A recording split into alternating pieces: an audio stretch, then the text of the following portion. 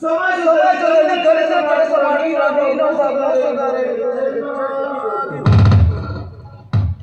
ಈ ಕಲಿಯುಗದಲ್ಲಿ ಸುಳ್ಳು ಹೇಳುವವರಿಗೆ ಸಂಪತ್ತು ಅದನ್ನು ಯಾರಿಗೂ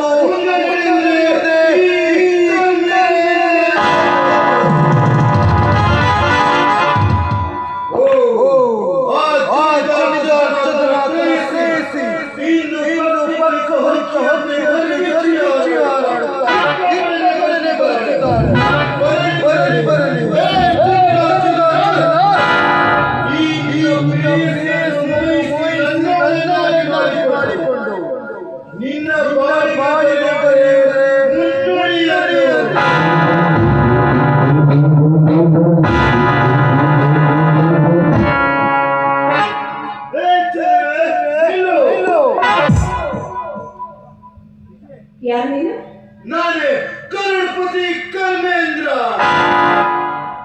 ನೋಡು, ನೀನ್ ಯಾರಂದ್ರೆ ನನಗೆ ನನ್ನ ತಲೆಯಲ್ಲಿ ನಿಲ್ಲಿಸಿದ ಕಾರಣ ಹುಟ್ಟುವಾಗಲೇ ತಂದೆ ತಾಯಿಗಳನ್ನು ಕಳೆದುಕೊಂಡು ಜೋಡಿ ಇಲ್ಲದ ಗಾಡಿ ಅಂತ ಒಟ್ಟು ಮನಸ್ಸಾಗಿಸುವ ನಿನ್ನವರಿಗೆ ಆಶ್ರಯವಾಗಬೇಕೆಂದು ನಿಲ್ಲಿಸಿದೆ. ಅದರ ಅವಶ್ಯಕತೆ ನನಗಿಲ್ಲ. ಸುಮ್ಮನೆ ಇಲ್ಲಿಂದ ಹೊರಟು ಹೋಗು. ಹೊರಟುವಾಗಲು ಅದೆಂದಿಗೂ ಸಾಧ್ಯವಿಲ್ಲ ಸುವರ್ಣ. ಬರಿಯಲ್ಲಿ ಯೌವನದಲ್ಲಿ ತುಂಬಿ ತುಳುಕಾಡುತ್ತಿರುವ ನಿನ್ನ ದೇಹ ಸುಖವನ್ನು ಸವೆದು ರಸ ತುಂಬಿ ನಿಂತಿರುವ ನಿನ್ನಗಲಕ್ಕೆ ಚುಂಬಿಸಲು ಬಂದಿರುವನು ಈ ಕಲಿಯುಗದ ಕರ್ಮೇಂದ್ರ. ನನಗೆ ಬಿಹೆದು ಮಾತನಾಡೋ ಕತ್ತೆ ಈ ಸುವರ್ಣ ಮನಸ್ಸು ಮಾಡಿದ್ರೆ ಕ್ಷಣಾರ್ಧದಲ್ಲಿ ನಿನ್ನ ಹೆಣ ಪಾತಾಳಕ್ಕೆ ಸೇರುತ್ತೆ.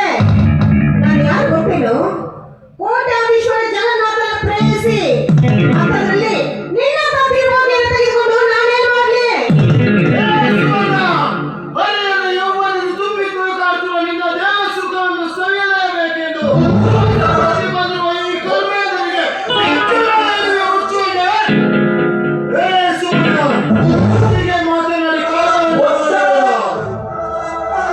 ನಿನ್ನ ಪ್ರಿಯಕರ ಕರ್ಮೇಂದ್ರನ ಮೈಯಲ್ಲಿ ಹರಿಯುತ್ತಿದ್ದು ಕೆಂಪು ರಕ್ತವೇ ಈ ಕರ್ಮೇಂದ್ರನ ಮೈಯಲ್ಲಿ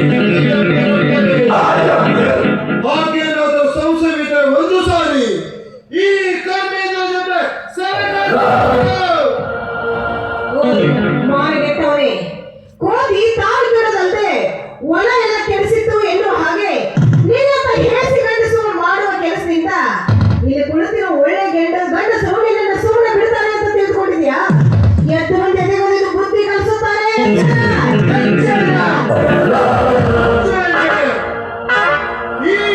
ಇಂದಿನ ಈ ಕಲಿಯುಗದಲ್ಲಿ ಹೆಣ್ಣಿನ ಸರಕು ಸ್ವಲ್ಪ ಕೆಳಗೆ ಜಾರಿದರೆ ಸಾಕು,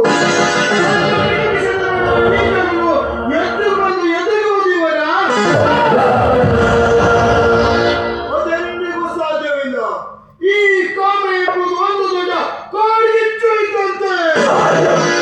ಈ ಕಾಮ ಎಂಬ ಪಿತ್ತ ನೆತ್ತಿಗೇರಿದಾಗ ಕತ್ತೆಯನ್ನು ಬಿಡಲಾರದು ಈ ಕಲಿಯುಗದ ಜನರು. ಹೆಚ್ಚಿಗೆ ಮಾತನಾಡಿ ಸಮಯ ವ್ಯರ್ಥ ಬೇಡ. ಸುಮ್ಮನೆ ಬಂದು ನನ್ನವಳಾಗುವ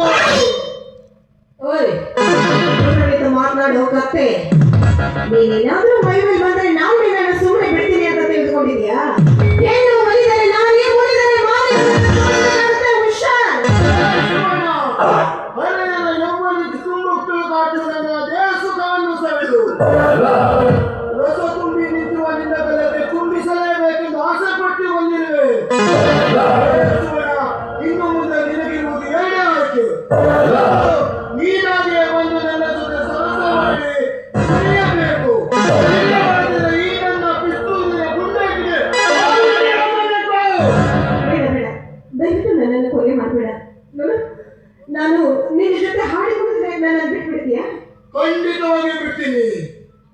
ಸರಿ, ಹಾಗಾದ್ರೆ